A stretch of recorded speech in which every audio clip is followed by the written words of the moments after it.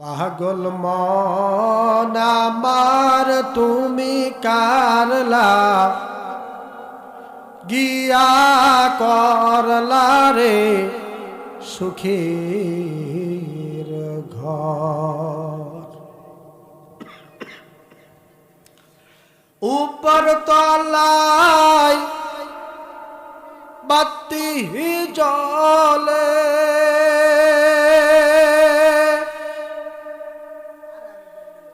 উপর তলায় বাতি জলে নিস্তলাতে অন্ধকার তুমি কারলা গিয়া করলা রে সুখের ঘর। তুমি কারলা গিয়া করলা রে বাড়ি ঘর। আপন ছিল যারা তোমার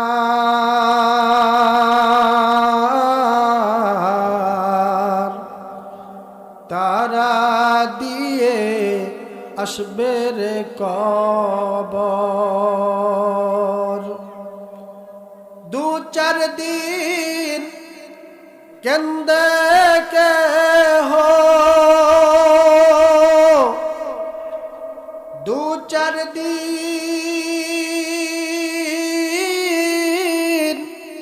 কেন্দে কে হো নিতে আসবে না খবর।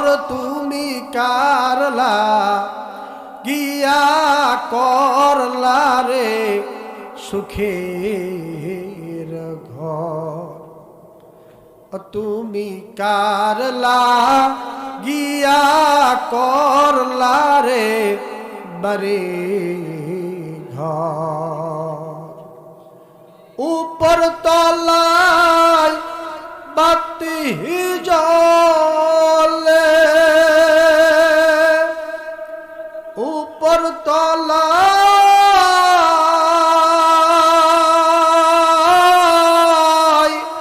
উপর তলায় বাতি জলে নিস্তলাতে অন্ধকার তুমি কারলা গিয়া করলা রে সুখের ঘর। তুমি কারলা গিয়া করলা রে বাড়ি ঘর। কথা বলেন ঠিক কিনা? আমার বন্ধুগণ, আমার ভাইয়েরা, যেদিন থেকে ঘোষণা হয়েছে অত্র এলাকাতে গজারিয়া, বিদ্যাশ্বর, মাদারগঞ্জ, জামালপুর এর উদ্যোগে কুরআনের আলোচনা হবে, হাদিসের আলোচনা হবে, এটার জন্য মাইকিং করা হয়েছে, পোস্টারিং করা হয়েছে। ও বন্ধু, শুধু কি দুনিয়ার মানুষেরা সেটা শুনেছেন? না না না, এই এলাকার কত মুরব্বী ছিল যারা এলাকার মধ্যে বসবাস করত, আজকে তারা চির বিদায় নেয়া অন্ধকার কবরের মাটিতে তারা শুয়ে আছে। তারাও এই এলানটা শুনেছে, তারাও এই আওয়াজটা পেয়েছে, তারাও তো এই দাওয়াতটা পেয়েছে।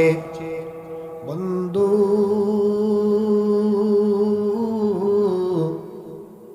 সেদিন থেকে তাদের রূহ, তাদের আত্মা আল্লাহর কাছে ফরিয়াদ করেছে, মালিক ওই যে গজারিয়া, আমার এই এলাকাতে তোমার কোরআনের আলোচনা হবে, হাদিসের আলোচনা হবে, ওলামায়ে কেরামের আগমন ঘটবে। আল্লাহ ওইখানে আমার ছেলে সন্তান যায় বসবে, আমার নাতি যায় বুঝবে, আমার ভাই যায় বুঝবে, সেখানে কোরআনের আলোচনা শুনবে, হাদিসের আলোচনা শুনবে। উলামায়ে কেরামের জবান থেকে আল্লাহ তোমার বরত্বের কথাগুলা শুনে শুনে তারা আমল করবে, সেখানে বসে দোয়া করবে, আল্লাহ আমার ওই সন্তান, আমার ভাই, আমার ভাতিজা কোরআনে মাহফিলে বসার কারণে আমরা কবর থেকে শান্তি অনুভব করতে পারবো। সুবহানাল্লাহ। কিন্তু দেখা গেল আপনি আসলেন না, আপনি বসলেন না, আপনি কোরআনের আলোচনা শুনলেন না, হাদিসের আলোচনা শুনলেন না। বন্ধু, তাদের মনে কত কষ্ট পাবে, কত কষ্ট লাগবে তাদের অন্তরে, তাদের দিলের মধ্যে কত ব্যথা লাগবে। তারা কবর থেকে চিল্লায় বলতে থাকে, ছেলে রে, দুনিয়াতে কত সম্পদ রেখে আসছি, আমার টাকায় বিল্ডিং বানাইছি, কত জমি জমা রেখে আসছি, আজকে আমার বানানো বিল্ডিং এর মধ্যে তুমি তোমার বিবিকে নিয়ে আদরের ঘুম ঘুমাও। ও সন্তান, আমি বড় শখ করেছিলাম গজারিয়া মাদ্রাসার মাহফিলে তুমি গিয়ে বসবা, কোরআনের আলোচনা শুনবা, হাদিসের আলোচনা শুনবা, আমি কবর থেকে শান্তি পাবো, তুমি আমার জন্য দোয়া করবা, আল্লাহ আমাকে ক্ষমা করবে। কিন্তু নাফরমান সন্তান, তুমি কোরআনের মাহফিলে বসলা না, হাদিসের মাহফিলে বসলা না। ও নাফরমান সন্তান, তুমি রাস্তায় রাস্তায় মুড়ে মুড়ে ঘুরলা, ইউটিউব ফেসবুক নিয়ে ব্যস্ত থাকলা রে সন্তান। আমি তোমার বাবা কবরে শুয়ে থাকি, তুমি কত বড় জালেম সন্তান, তুমি কত বড় জালেম সন্তান, নিমুখ হারাম সন্তান। আমার কবরের ওয়ালের উপরে বসে বসে তুমি উলঙ্গা বেহায়া পানা নর্তকীদের ছবি মোবাইলের মধ্যে ডাউনলোড করো। কথা বলেন ঠিক কিনা? বন্ধুরা আমার, ভাইয়েরা আমার, ও যুবক, আমি তোমার হাতে পায়ে ধরে বলি, তুমি শুনতে পাও না তোমার বাবা কবর থেকে চিল্লাইতেছে, তোমার মাটা কবর থেকে কান্না করতেছে, তুমি শুনতে পাও না? ও যুবক, একবার কোরআনের মাহফিলে আসো, একবার উলামায়ে কেরামের সামনে বসো, তোমার মা কবরে শান্তি পাবে, তোমার বাবা কবরে শান্তি পাবে। তুমি একবার তাদের জন্য দুইটা হাত তুলে রবের দরবারে বলো, রব্বির রাহমহুমা কামা রব্বায়ানি সগীরা। আয় আল্লাহ রাব্বুল আলামিন, আমার বাবা মা আমাকে যেরকম করে ছোটবেলায় লালন পালন করেছে, বড় করেছে, আল্লাহ গো, আমার বাবা আমাকে তুমি তোমার রহমতের কোলে লালন পালন করো, তাদেরকে রহমত বর্ষণ করে দাও। এরকম দোয়া করতে থাকো। বন্ধু, তুমি যখন তোমার বাবা মার জন্য দোয়া করবে, তোমার বাবা মা কবরে শান্তি পাবে, তোমার রিজিকে বরকত হবে, তোমার সংসারে বরকত চলে আসবে, তোমার বিবি তোমার কথা মেনে চলবে, তোমার সন্তান তোমার কথা মেনে চলবে। ও বন্ধু, তুমি দুনিয়াতে সম্মান পাইবা, আখিরাতে সম্মান পাইবা। ও যুবক, তোমাদের হাতে পায়ে ধরে বলে যাই, এই দুনিয়ায় আমরা চিরদিন থাকবো না, এই দুনিয়া ছেড়ে চলে যাব। আমরা সবাই জানি দুনিয়াতে চিরদিন থাকা যাবে না, আমরা সবাই মৃত্যুবরণ করব। তবুও মানুষ বাঁচার জন্য চেষ্টা করে, কিন্তু বাঁচতে পারে না।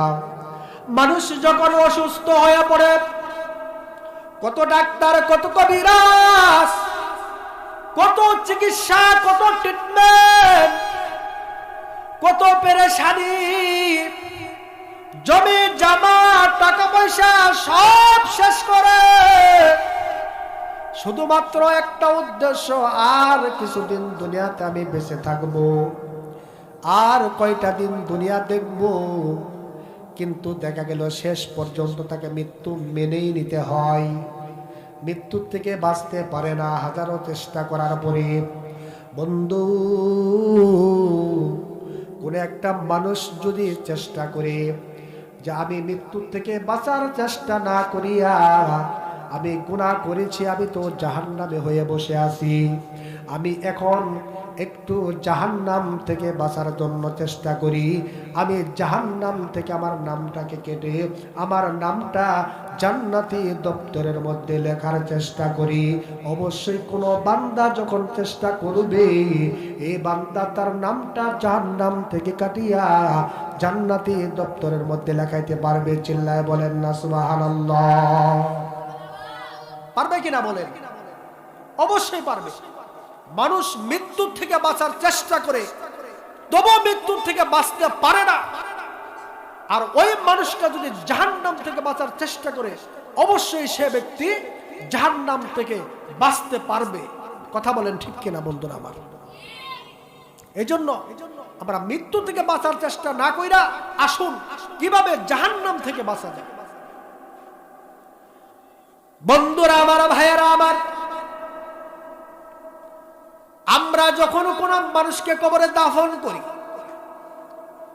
ওই সময় কুরআনুল কারীমের একখানা আয়াত আমরা তেলাওয়াত করি, মিনহা খালাকনাকুম ওয়া ফিহা নুঈদুকুম ওয়া মিনহা নুখরিজুকুম তারাতান উখরা। এই মাটি থেকে মানুষকে বানানো হয়েছে, এই মাটির ভিতরে তোমাদেরকে নিয়ে আসা হবে, এই মাটিতেই তোমাদেরকে শুয়ে পড়তে হবে, আবার তোমাদেরকে এই মাটি থেকে পুনরায় জীবিত করা হবে, তোলা হবে।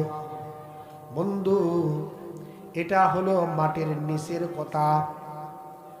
ও বন্ধু, আপনি আমি মাটির মানুষ, মাটিতেই থাকবো, মাটিতেই বসবাস করব, মাটির মধ্যে শুয়ে পড়ব, আবার এই মাটি থেকেই আমাকে পুনরায় উঠানো হবে। আল্লাহ রাব্বুল আলামিন যেদিন কিয়ামত সংঘটিত করবেন, ইদাস সামাউ ফাতারাত ওয়া ইদাল কাওয়াকিবু তাসারাত, আসমান ফেটে যাবে, জমিনটা ফেটে যাবে, পাহাড়গুলা তোলার মতো উঠতে থাকবে। ওয়া ইদাল কুবুর বুসিরাত, কবরগুলা খুলে দেয়া হবে। কবর থেকে, এই মাটি থেকে মানুষগুলা তাদের নিজের শরীরের ধুলা বালিগুলা ঝাড়তে ঝাড়তে ঝাড়তে আবার কবর থেকে পুনরায় মানুষগুলা উঠবে। সবাই দৌড়ানো শুরু করবে হাসরের ময়দানের দিকে। ভয়ানক অবস্থা হাসরের ময়দান। দৌড়াইতে দৌড়াইতে মানুষ, পরনে কোনো কাপড় থাকবে না, সবাই পেরেশান হয়ে যাবে, সবাই আকাশের দিকে তাকায়া তাকায় দৌড়াইতে থাকবে। হাসরের ময়দানে চলে যাবে রে বাবা। যখন 1 কিলোমিটার দূর থেকে সূর্য তাপ দিতে থাকবে, এখন তো সূর্য তাপ দিতেছে, সূর্যের মুখ দিয়ে নয়, সূর্যের পিঠ দিয়ে তাপ দিতেছে। এই তাপ সহ্য করা সম্ভব না। যখন সূর্যটা মুখ দিয়ে তাপ দিতে শুরু করবে, জমিটা ফেটে যাবে, তামার মতো হয়ে যাবে, মানুষের মাথার মগজগুলা টকবক করতে থাকবে, বাতের মারের মতো উতলাইতে থাকবে। বন্ধু, একটু চিন্তা করিয়া দেখো, হাসরের ময়দানে মানুষ এমন ভয়ানক অবস্থা হবে, কেউ কাউকে চিনবে না। সবাই পেরেশান হয়ে দৌড়াদৌড়ি ছোটাছুটি করতে থাকবে। সন্তান দৌড়ে যাবে বাবার কাছে, বাবাকে গিয়ে বলবে, রে বাবা, জীবনে তুমি আমাকে খাওয়ানোর জন্য, পড়ানোর জন্য বৃষ্টিতে ভিজেছ, রোদে পড়েছ, কত মাসকে মাস, দিনকে দিন রাস্তায় পড়ে থাকছো, ঠেলাগাড়ি চালাইছো, রিক্সা চালাইছো, ভ্যান চালাইছো, অফিস আদালত করেছো। বাবা, ও বাবা, আজকে মাত্র একটা নেকির জন্য আমি জান্নাতে চাইতে পারতেছি না। বাবা গো, তোমার তো অনেকগুলা নেকি দেখা যায়, সেখান থেকে একটা নেকি আমাকে দাও। আমি একটা নেকি নিয়া মালিকের সামনে দাঁড়ায় যাবো, আল্লাহর সামনে দাঁড়ায় যাব। আল্লাহ হয়তো আমাকে মাফ করে দিবেন। বন্ধুরা আমার, ভাইয়েরা আমার, বাবা এতটাই টেনশন ফিল করবেন। বাবা বলবেন, কে তুমি? তোমাকে চিনতে পারলাম না, দূরে সরে যাও। ও বন্ধু, দৌড়ে যা হবে মার কাছে, মাগো মা, মা 10টা মাস তুমি আমাকে পেটে ধারণ করেছো গো মা। ও মা, পুরো 2.5 বছর পর্যন্ত তোমার বুকের দুধ পান করাইছো মা।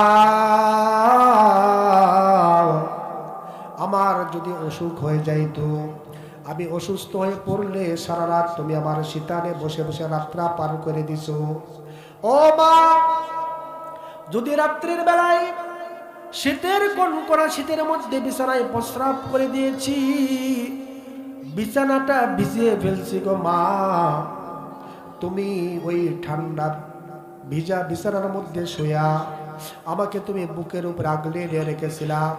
ও মা, তুমি আমাকে এতটাই ভালোবাসছো, এতটাই মহব্বত করছো, আজকে সামান্য একটা নেকি আমার কম হয়ে গেছে গো মা, তুমি আমাকে একটা নেকি দাও, তাহলেই তোমার জান্নাতের ফয়সালা হয়ে যাবে।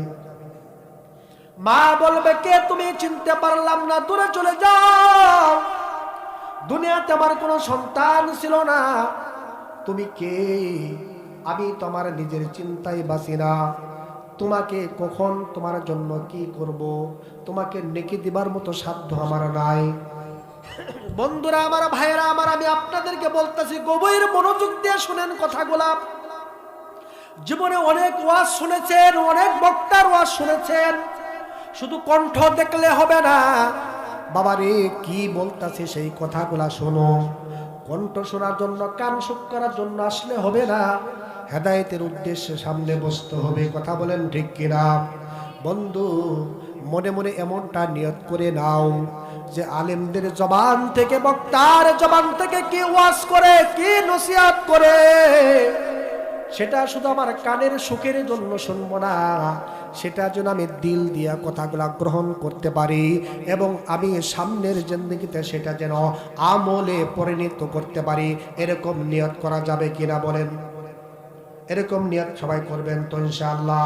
অবশ্যই আমলের নিয়তে বসতে হবে। বন্ধুরা আমার, ভাইয়েরা আমার, মানুষকে কেউ কাউকে চিনবে না, হাসরের ময়দানে কেউ কারো কাজে লাগবে না। তার একটা দৃষ্টান্ত শুনেন। বাবা সন্তানকে চিনল না, মা তার ছেলেকে চিনল না, ভাই তার বোনকে চিনবে না, বোনকে তারা ভাই চিনবে না, স্ত্রী তারা স্বামীকে চিনবে না, স্বামী তার স্ত্রীকে চিনবে না। এমন ভয়ানক অবস্থা হবে, মানুষগুলা দৌড়ে যাবে আদম আলাইহিস সালামের নিকটে। আদম নবীর কাছে গিয়ে বলবে, ও আদম সুফিয়াল্লাহ, আপনি তো আমাদের পিতা, আপনি না আমাদের আদি পিতা, আমরা না আপনার সন্তান। আল্লাহ তাআলা আজকে এতটাই গুসা হয়েছেন, রাগ হয়েছেন, আল্লাহ তাআলা ঘোষণা করেছেন, লিল্লাহিল ওয়াহিদিল কাহ্হার, আল্লাহ ভয়ঙ্কর রূপ ধারণ করেছেন। আল্লাহর সামনে তো আমরা দাঁড়ানোর মতো সাহস পাচ্ছি না। ও পয়গম্বর, আপনি একটু আসেন, আল্লাহর সামনে আমাদের জন্য একটু সুপারিশ করেন, আল্লাহর সামনে একটু দরখাস্ত করেন। আদম নবী বলবে না, আমি তো আল্লাহর সামনে দাঁড়ানোর মতো সাহস করতে পারি না, আমি তো আল্লাহর হুকুম অমান্য করেছি। আল্লাহ আমাকে জান্নাতের ভিতরে রেখে দিয়েছিলেন, নিষেধ করেছিলেন গন্ধম ফল খাবে না, এর ধারে পাশে যাবে না। আল্লাহর হুকুমটা যেখান থেকে বলাইয়া গেছিল, আল্লাহর হুকুমটা ভুলে গিয়ে আমি গন্ধম ফল ধরেছি। আল্লাহ আমার উপরে রাগ হয়েছেন, গুসা হয়েছেন। না জানি আল্লাহ আমার সঙ্গে কি রূপ ব্যবহার করেন। এই জন্য আমি নিজেই তো নিজেকে নিয়ে পেরেশান। এই জন্য আমি তো নিজেই নাপসি নাপসি শুরু করে দিয়েছি। আমি তোমাদের সম্পর্কে কি বলবো, আমার সাহস হবে না। তোমরা ফিরে যাও আমার নিকট থেকে। তবে আমি তোমাদেরকে একটা পরামর্শ দিতে পারি, তোমরা নূহ আলাইহিস সালামের নিকটে চলে যাও। দেখো নূহ পয়গম্বর তোমাদের জন্য কিছু একটা করতে পারে কিনা। সমস্ত হাসরবাসীরা দৌড়ায় যাবে নূহ আলাইহিস সালামের নিকটে। নূহ নবীকে গিয়ে বলবে, ও নূহ আলাইহিস সালাম, আপনি আল্লাহর পয়গম্বর, আল্লাহ তাআলা আপনাকে কত সাহায্য করেছেন প্লাবনের ভিতরে, আল্লাহ তাআলা আপনাকে নিজ কুদরতে হেফাজত করেছেন।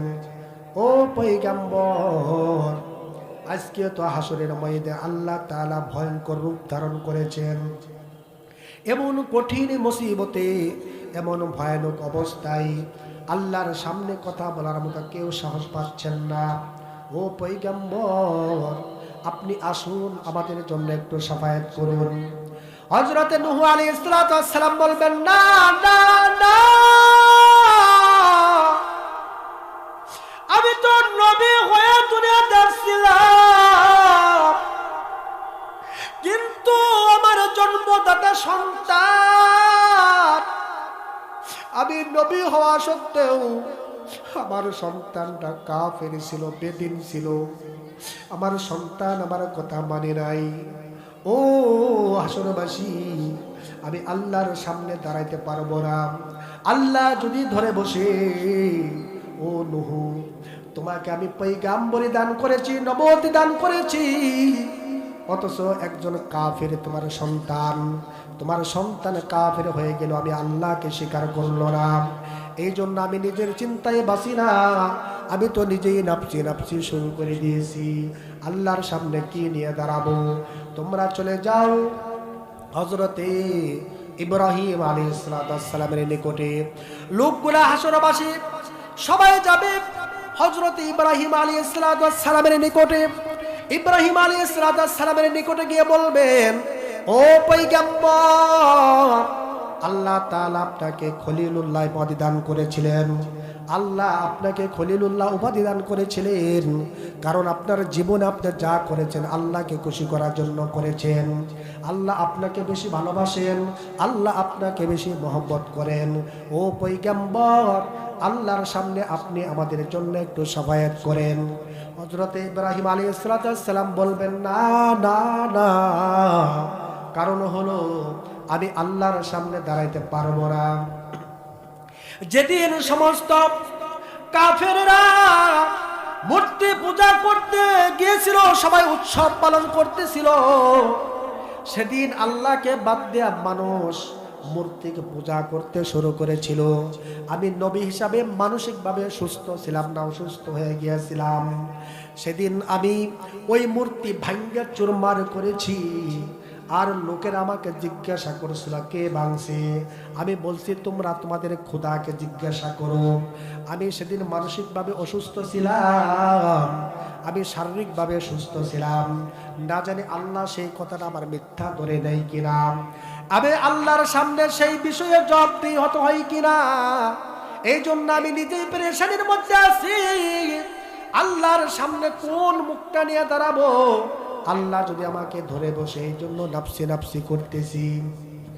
হযরত ইব্রাহিম আলাইহিস সালাম সাহস পেলেন না, তিনিও পরামর্শ দিবেন, যাও কালিমুল্লাহ মূসার নিকটে, হযরত মূসা আলাইহিস সালামের নিকটে যাওয়া হবে। মূসা আলাইহিস সালাম বলবেন, না না না, আমি তো আল্লাহর সামনে দাঁড়ানোর সাহস করতে পারি না, আল্লাহর সামনে কথা বলার মতো সাহস করতে পারি না। কারণ হলো দুনিয়াতে দুইটা মানুষ ঝগড়া লেগেছিল, আমি তাদের ঝগড়া থামানোর জন্য, তাদেরকে আদব শেখানোর জন্য একজনকে ধমক দিয়েছি, একটা থাপ্পড় লাগায় দিয়েছি। একটা সাধারণ মানুষ নবীর হাতের থাপ্পড়ের ওজনটা সইতে পারে নাই, আমি শাসন করার জন্য থাপ্পড় দিয়েছি। আর সেই লোকটা সেই থাপ্পড়ের আঘাতে জাগাতেই মারা গিয়েছিল। আজকে হাসরের ময়দানে আল্লাহ যদি ধরে বসে, ওরে মূসা, তুমি থাপ্পড় মাইরা মানুষ কোন করে ফেলাইছো, আজকে তুমি আসামের কাঠ ঘরায় দাঁড়ায় যাও। আমি সেটা নিয়ে পেরেশানির মধ্যে আছি, আমি তো নিজেই নাপছি নাপছি শুরু করে দিয়েছি। আমি তোমাদের জন্য কোনো সাফায়াত করতে পারবো না, তবে আমি তোমাদেরকে পরামর্শ দিতে পারি। তোমরা সবাই চলে যাও হযরত ঈসা রুহুল্লাহর নিকটে, হযরত ঈসা আলাইহিস সালামের নিকটে হাসরবাসীরা চলে যাবে। এমন সময় হযরত ঈসা আলাইহিস সালাম তিনিও নাফসি নাফসি করতেছেন, তিনিও পেরেশানির মধ্যে আছেন। লোকেরা জিজ্ঞাসা করবেন, আপনি আমাদের জন্য শাফায়াত করেন। হযরত ঈসা রুহুল্লাহ তিনি বলতে থাকবেন, না না না, আমি তোমাদের জন্য শাফায়াত করতে পারবো না, কারণ আল্লাহ তাআলা আমার মাকে স্বামীবিহীন সন্তান দান করেছেন। আমি পিতা ছাড়া দুনিয়াতে জন্ম নিয়েছি, লোকেরা আমাকে আল্লাহর সন্তান বলেছে। না জানি আল্লাহ এই বিষয়ে আমাকে কোনো প্রশ্ন করে বসেন কিনা, আমি তো নিজেই পেরেশানির মধ্যে আছি। আমি তোমাদের জন্য শাফায়াত করতে পারবো না, তবে আমি তোমাদের জন্য একটা পরামর্শ দিতে পারি। বন্ধুরা আসুন, একটা সময় আল্লাহর এক বান্দা হাসরের ময়দানের এরকম আলোচনা শুনতেছিলেন ওয়াজ মাহফিলে বসে একজন আলেমের জবান থেকে। এমন সময় আল্লাহর এক বান্দা স্টেজে দৌড়ে আইসা নিজের বুকের মধ্যে নিজে এরকম করে থাপড়াই আর বলে, হুজুর, আপনি যে হাসরের ময়দানের বর্ণনা দিতেছেন, এই হাসরের ময়দান আমার জীবনে ঘটে গেছে, আমি হাসরের ময়দান দেখেছি। লোকেরা সবাই আশ্চর্য হয়ে গেল। এই লোকটা এই কথা বলার পরে পরে জমিনের মধ্যে পড়ে গেলেন, সেন্সলেস হয়ে গেলেন, জ্ঞান হারা হয়ে গেল। তার মাথায় পানি ঢালার পরে জ্ঞান ফিরে আসলো। লোকেরা জিজ্ঞাসা করলো, বাবা, হাসরের ময়দান তো কায়েম হয় নাই, তুমি কেমনে দেখলাম? কই, হুজুর গো, আমি তো সমুদ্রের এলাকার মানুষ, ভাটি দেশের মানুষ, আমার বাড়িটা সমুদ্রের নিকটে। মাঝে মাঝে সমুদ্রের ঢেউ, সমুদ্রের জোয়ারের পানিগুলো আমার বাড়িতে চলে আসে, আমার ঘরটাও ডুবে যা।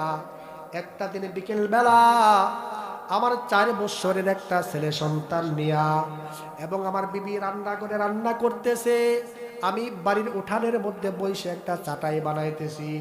এমন সময় পানির জোয়ার বেড়ে গেছে, বাড়ির ভিতরে পানি চলে আসছে। আমার বিবি দৌড়াইয়া সন্তানকে নিয়ে ঘরে উঠলো, আমিও সব কাজ বাজ ফালাইয়া ঘরে উঠলাম। হুজুর গো, বিশ্বাস করে আমি ঘরের ভিতরে উঠার পরে কিছুক্ষণের মধ্যে আমার ঘরের ভিতরে পানি ঢুকলাম, খাটের উপরে উঠলাম, আমার খাটটাও ডুবে গেল। এখন আমার বিবি এবং সন্তানকে নিয়ে কোথায় যাব? ঘরের চালের উপরে উঠলাম। ঘরের চালের উপরে ওঠার পরে একটা সময় দেখা গেল পানির জোয়ার এখনো কমছে না, পানি বাড়তেছে। আমি এখন কোথায় যাব? এবার সিদ্ধান্ত নিলাম মরে যাব, মরণ ছাড়া বিকল্প কোনো রাস্তা নাই। কিন্তু ঘরের সাইডে একটা নারিকেল গাছ ছিল, আমার সন্তানটাকে আমার কান্দে বসাইলাম। বিবিকে বললাম, বিবির মাজাটা ধর, আমি নারিকেল গাছ বায়া বায়া উপরে উঠবো। আমি নারিকেল গাছটা বায়া বায়া উপরে উঠলাম, কিছুক্ষণ পর দেখা গেল পানি আরো বাড়তে আছে। আমার বিবি আমাকে ধরে আছে। আমি চিন্তা করলাম, আমি যদি বিবিকে বাঁচাইতে যাই তাহলে আমি নিজে বাঁচতে পারবো না, আর নিজে বাঁচতে গেলে বিবিকে বাঁচানো সম্ভব না। এই জন্য আমার বিবিকে বললাম, বিবি রে আমাকে ছেড়ে দে, পানির মধ্যে তোকে আর আমি ধরে রাখতে পারবো না। বিবি মৃত্যুর ভয়ে তার স্বামীর মাজাটা ছাড়ছে না। স্বামী চেষ্টা করতেছে বিবিকে ছাড়ানোর জন্য, বিবি চেষ্টা করতেছে স্বামীকে ধরে রাখার জন্য। একটা সময় দেখা গেল কিছুতেই যখন বিবির হাত নিজের মাজার থেকে ছাড়াইতে পারতেছেন না, পানিও বেড়ে যাচ্ছে, বিবিকে জুড়ে ধাক্কা দিয়া সমুদ্রের মধ্যে ফেলে দিলেন। বিবিটা পানিতে পড়ে গেল। হঠাৎ একটা সময় চুলগুলা ভেসে উঠলো। আল্লাহর বান্দা বিবির চুলগুলা ধরে তোলার জন্য চেষ্টা করলেন, কিন্তু পারলেন না। জনমের মতো বিবি পানিতে ডুবে গেল। এবার সন্তান কিন্তু কান্দে বসে আছে। আল্লাহর বান্দা হাসরের ময়দানের বর্ণনা শুনিয়া তার নিজের জীবনের বর্ণনা বলতেছে। যখন সন্তানটা কান্দে বসে আছে, পানির জোয়ার এখনো বাড়তে আছে। আল্লাহর বান্দা দেখলো এবার তো আমার নাকটাও ডুবে গেল। আমার নাক যতক্ষণ না ডুবছিল ততক্ষণ পর্যন্ত আমার সন্তানকে ধরে রাখছি, কিন্তু যখন আমার নাকটা ডুবিয়া কপাল পর্যন্ত পানি হয়ে গেল, এখন যদি আমার সন্তানকে কাঁদতে নিয়ে বাঁচাইতে চাই তাহলে কিন্তু আমি বাঁচতে পারবো না। তিনি চেষ্টা করলেন সন্তানকে ছাড়ানোর জন্য, সন্তানকে ছাড়াইতে পারতেছেন না। ছোট্ট মানুষ বাবার গলাটা এমন ভাবে চেপে ধরেছে মৃত্যুর ভয়ে, বাবার গলা বাবা নিজে কিছুতেই ছাড়াইতে পারতেছে না। এদিকে বাবারও নিঃশ্বাস বন্ধ হয়ে যাচ্ছে, মরে যাব। সন্তানকে ছাড়াইতে পারলো না। এবার ওই বাবা নিষ্ঠুরের মতো সন্তানের হাতটাকে টেনে টেনে নিজের মুখের কাছে নিয়া সন্তানের ওই কচি হাতটার মধ্যে এত জোরে একটা কামড় বসাইয়া দিছে, সন্তান বেহুশের মতো চিল্লায়া আব্বা আব্বা বলে চিল্লায়া বাবার গলাটা ছেড়ে দিলেন। সন্তানটাও পানির মধ্যে ভেসে গেল। আল্লাহর বান্দা বলে, হুজুর এখন আমার বিবিরেও হারাইছি, সন্তানেরও হারাইছি, আমি নিজে পানিতে সাঁতরাইতাছি। একটা সময় পানিটা কমে গেল, পানি ঠিকই চলে গেল, কিন্তু আমার বিবিকে রাখিয়ে গেল না। পানি ঠিকই চলে গেল, আমার সন্তানটাকে সঙ্গে করে নিয়ে গেল। আমি বাঁচাইতে পারলাম না বিবিকে, আমি বাঁচাইতে পারলাম না সন্তানকে। আমি স্বামী হইয়া বিবির কাজে লাগি নাই, আমি বাবা হইয়া সন্তানের কাজে লাগি নাই। ও বন্ধু, চিন্তা করে দেখো, দুনিয়ার বিপদ যদি ঘরের মধ্যে আগুন লাগে, কার আগে কে দৌড়াবে বাঁচার জন্য?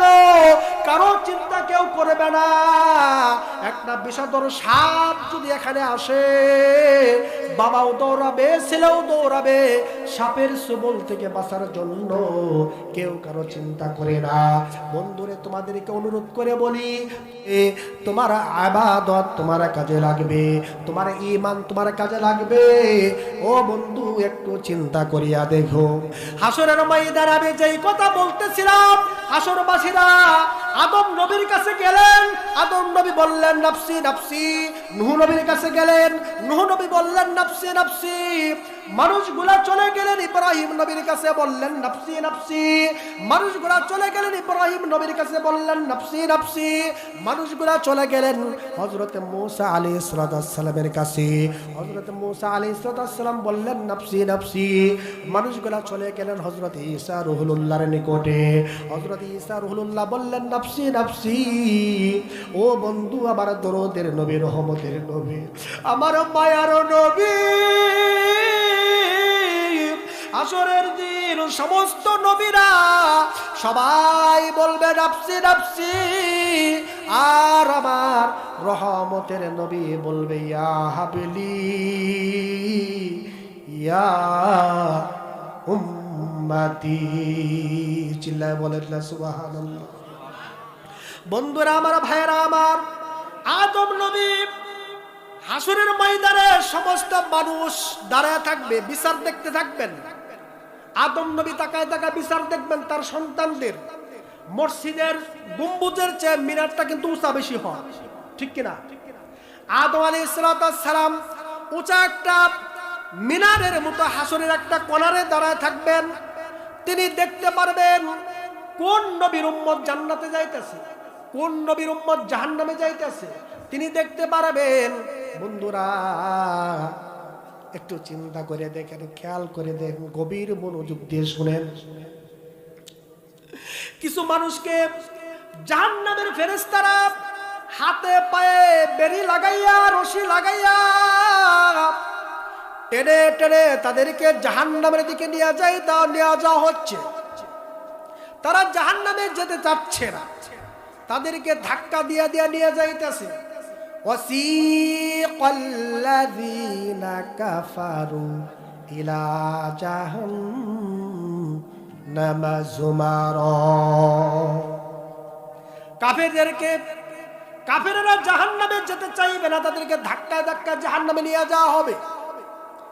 আর যারা মুসলমানের ঘরে জন্ম নিয়েছে কিন্তু মুসলমানিত্ব ছিল না, কাফেরদের মতো চলাফেরা করেছে।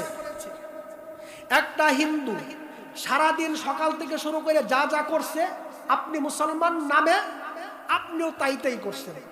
একটা হিন্দু মসজিদে ঢোকেন নাই সারাদিন, আপনি মুসলমান হয়ে মসজিদে ঢোকেন নাই সারাদিন। একটা হিন্দু 30টা দিন রমজান মাস একটা রোজাও রাখে নাই, আপনি মুসলমানের ঘরে জন্ম নিয়েছেন, একটা রোজাও রাখেন নাই। আপনাকে মুসলমান কি বলা যায়? কথা বলেন না কেন? মুসলমান বলা যায়? আপনি দাবি করতে পারেন মুসলমান, আপনি দাবি সূত্রে মুসলমান হতে পারলেও কিন্তু ইসলাম ঈমান আপনাকে কখনো মুসলমানিত্ব দিবে না। মুসলমানিত্বর অধিকার আপনার ভিতরে খুঁজে পাওয়া যাবে না। আপনি মুসলমান হবার যোগ্যতা প্রথমেই হারাইয়া ফেলছেন। কথা বলেন ঠিক কিনা? বন্ধুরা আমার, ভাইয়েরা আমার, আদম সুফিউল্লাহ পেরেশান হয়ে যাবেন। দেখবেন জাহান্নামে মানুষ যেতে চাচ্ছে না, তবুও ফেরেশতারা হাতে পায়ে শ্রীকল লাগায় জাহান্নামে নিয়ে যাচ্ছে।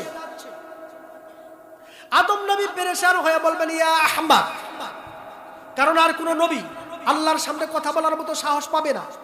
তিনি বলবেন ইয়া আহমদ, সাথে সাথে আখিরি নবী, দয়ার নবী, মায়ার নবী মুহাম্মদুর রাসূলুল্লাহ সাল্লাল্লাহু আলাইহি সাল্লাম দৌড়ে আসবেন। আয়েশা বলবেন লাব্বাইকা লাব্বাইকা ইয়া বাবা দ, আপনি আমাকে তলব করেছেন, ডাকেছেন। আদম নবী বলবেন সাদ্দাকতা, হ্যাঁ আমি তোমাকে ডাকেছি। কেন ডাকছেন? কয় বাবা মুহাম্মদ, আমি দেখতে পারলাম কিছু উম্মত যাদের হাতে পায়ে শ্রীকল লাগায় জাহান্নামের দিকে নিয়ে যাওয়া হচ্ছে। আমার মন বলে মুহাম্মদ, এগুলা অন্য কোন নবীর উম্মত হবে না, এগুলা সব আখিরি নবী, তুমি মুহাম্মদের উম্মত। নবী আমার পেরেশান হয়ে যাবেন, নবী সিজদায় পড়বেন, কাঁদবেন।